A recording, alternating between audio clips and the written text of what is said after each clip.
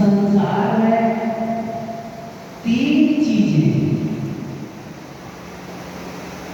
प्राप्त होना बहुत ही दुर्लभ है।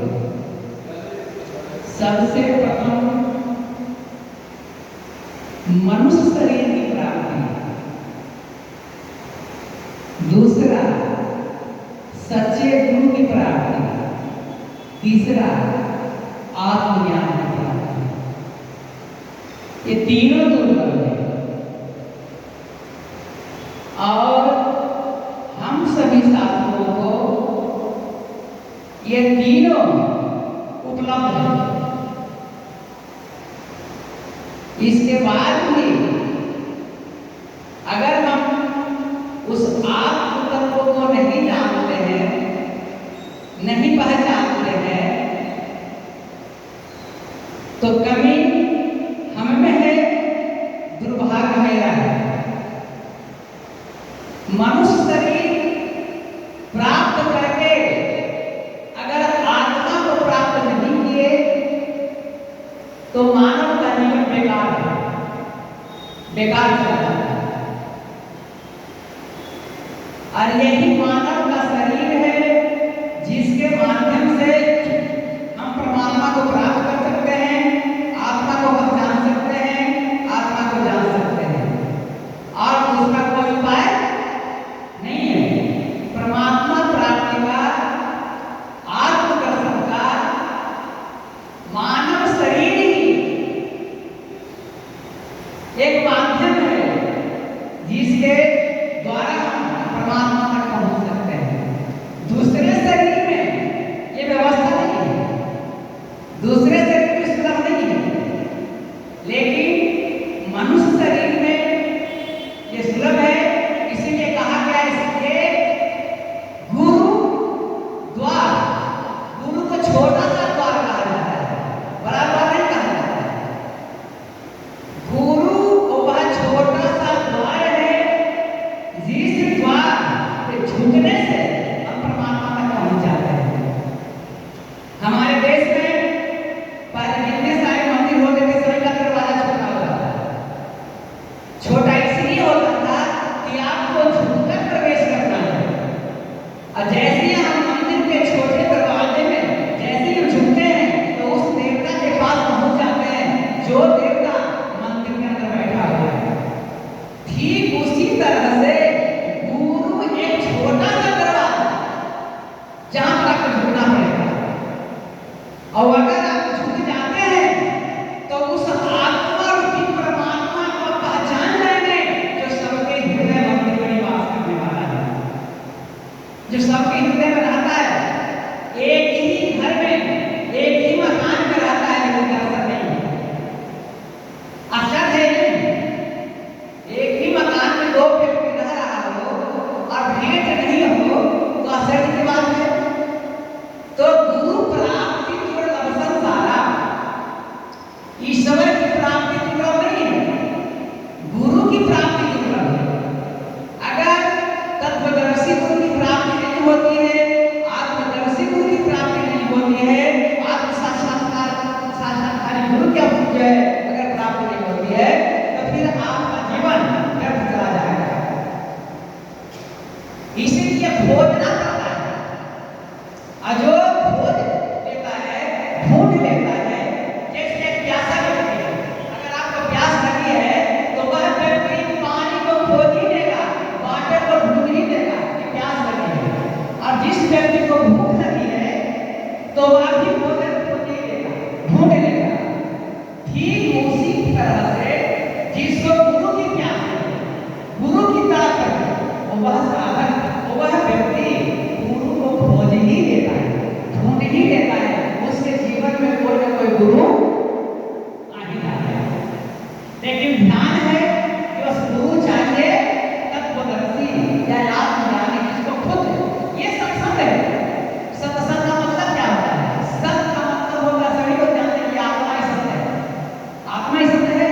तो ऐसे सद्गुरु का दर्शन, ऐसे गुरु का दर्शन, ऐसे गुरु का सानिध्य, ऐसे गुरु की कृपा हम प्राप्त करें जो उस आत्मा का संग खुद कर चुके हैं और दूसरे को करवाने में सक्षम है।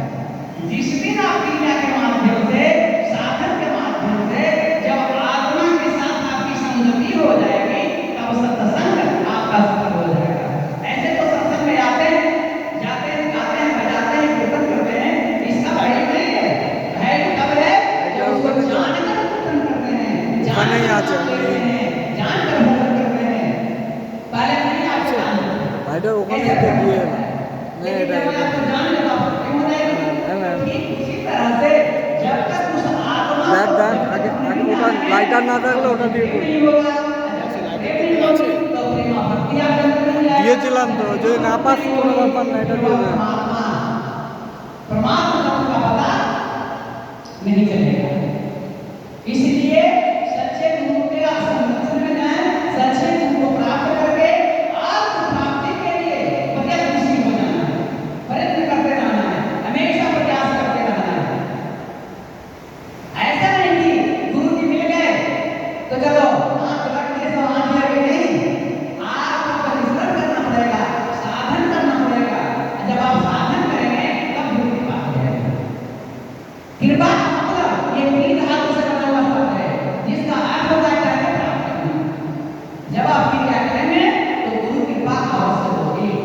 सबसे प्रिय शिष्य वही है जो दोनों साथ गुरु के बताए अनुसार क्रिया का अभ्यास करता है। अगर आप क्रिया का अभ्यास करते हैं तो आप मेरे हैं बताया। सबसे बड़ी गुरु सेवा यही है जो दोनों साथ क्रिया करता है। इसलिए ढूंढना पड़ेगा और ढूंढ करके गुरु के चरणों में रुकना पड़ेगा। अब कैसी तरह ऐसा कर्म नहीं, वैसी प्यास नहीं कि प्यास का दरवाजा के बाहर में मिल गया। इस प्यास से परमात्मा नहीं मिलता है। जैसे चांद अब चकोरी है, चकोरी सोचती है कि मेरा जो प्रीतम है, प्रीतम का मतलब गुरु ही होता है, प्रेमी का मतलब गुरु ही होता है। तो सोचा कि हमारा जो प्रीतम से कैसे नहीं, लेकिन मिनी की तरह बता रहे हैं कि तरह होती है। एक कहे प्रेम का अपने प्रेमी से मिलने के लिए कैसा प्रयास करती है। वो सोचती है कि वो तो ऊंचाई में है, आकाश में है, लेकिन उससे मिलना तो कैसे नहीं हो। लगता है कि जल्दी मिल जाऊं, तुरंत पकड़ लूं, उसके पास ना जाऊं। फिर सोचता है कि कैसे जा सकते हैं, मैं तो वहां पहुंच नहीं सकती, आखिर उपाय क्या है।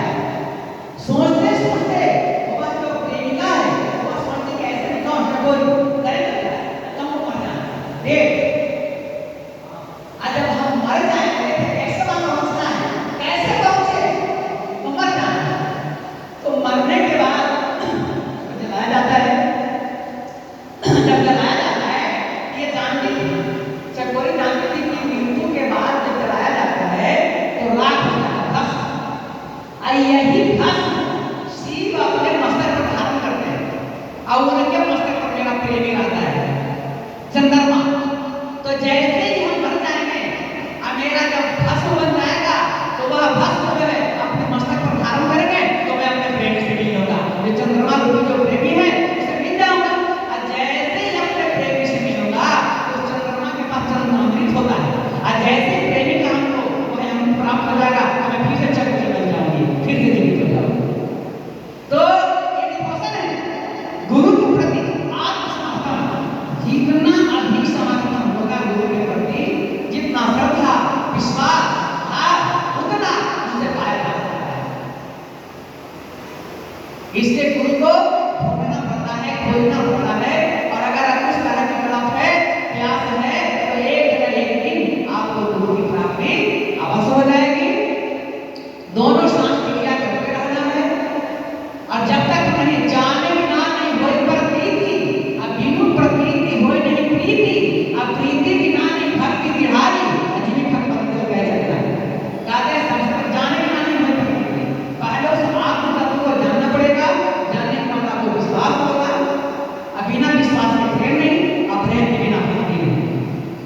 इसलिए सबसे पहले उस आत्मा को जानना है, उस आत्मा को पहचान करना है, आत्मा का विकार करना है, आत्मा का साक्षात्कार करना है, जो क्रिया के माध्यम से ही संभव है। क्योंकि आत्मा को जानने के लिए आत्म क्रिया से बेहतर कोई भी अभ्यास नहीं, कोई भी साधन नहीं।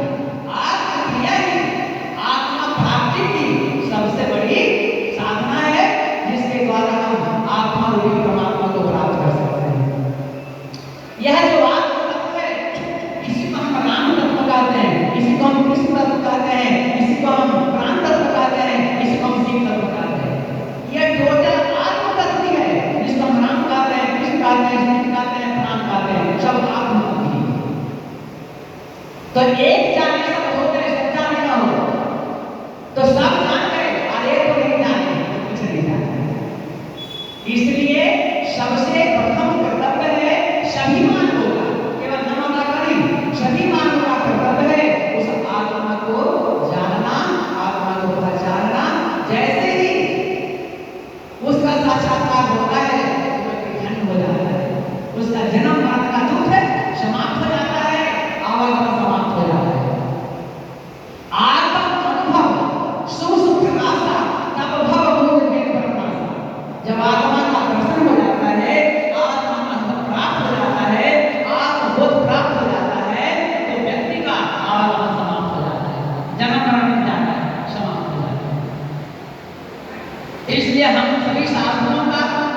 प्रयासरत रहना है। तभी तक प्रयास करना पड़ेगा जब तक यह दृश्य आपके सामने प्रकट नहीं होता है। ऐसी अवस्था नहीं आती है तभी तक आपको प्रयासरत रहना है। और जैसे ही प्रयासरत करते करते, प्रयास करते करते, कोशिश करते करते, अभ्यास करते करते वो वहां तक पहुंच जाते हैं, उसका दर्शन हो जाता है, तो आप प्रयास नहीं हो जाएंगे। इसलिए सभी शास्त्रों को प्रयास करना है कि किसी भी तरह से क्रियाभ्यास के माध्यम से एक बार वो वह ऊर्जा कुटस्थ तक पहुंच जाए। जब कुटस्थ तक पहुंच जाएगा तो उसके बाद आप प्रयास नहीं कर पाएंगे। प्रयास आपको नहीं करना पड़ेगा, केवल देखते रहना। इसलिए लाहिरी महाशय कहते थे कि जो साधक गुरु के माध्यम से कुटस्थ का दर्शन नहीं करता है, अंधा है। जो कुटस्थ का दर्शन नहीं करता है वो अंधा है। आंख तो है लेकिन दिखता नहीं। ये तो संसार है ना, संसार दिखता है और संसार में जितना यहाँ पे नष्ट होगा, जितना हंसता चला जाएगा, हंसता चला जाएगा। और अगर आप चाहेंगे कि छोड़ दें इसको, तो अगर आप हटा भी लेते हैं वहां से तो कुछ न कुछ ध्यान वहां रह ही जाता है। ठीक उसी तरह और दिन प्रतिदिन व्यक्ति नीचे गिरता चला जाता है, पतित होता जाता है और एक दिन कौन पीछा किया जाता है। ठीक इसी तरह से जब हम विषय का ध्यान करते हैं, संसार का ध्यान करते हैं, अगर हम हटाते हैं वहां से तो कुछ न कुछ ध्यान बाहर हो जाता है। ठीक उसी तरह से ये जो ध्यान अभ्यास है, क्रिया का अभ्यास है, ध्यान अभ्यास है, क्रिया अभ्यास है, इसका ध्यान हम करेंगे तो करते करते करते करते जब अधिक गहरा हो जाएगा, परिपक्व हो जाएगा, तो आपसे चाहे जितना हटा ले, कुछ न कुछ ध्यान वहां रह ही जाएगा। जब कुछ न कुछ ध्यान वहां रह ही जाएगा तो एक दिन आपको एक कदम, दो कदम, तीन कदम इस तरह ऊपर उठाते एक दिन आप ऐसे ऊपर जाएंगे जहां परमात्मा का घर है, ईश्वर का घर है। इसलिए मानव जो बड़ी है, वुमन बड़ी is house of God, sacred place is God. तो कहीं मिलने वाला नहीं है। अगर खोजना है तो इसी के अंदर खोजना है, इसी शरीर के अंदर खोजना है।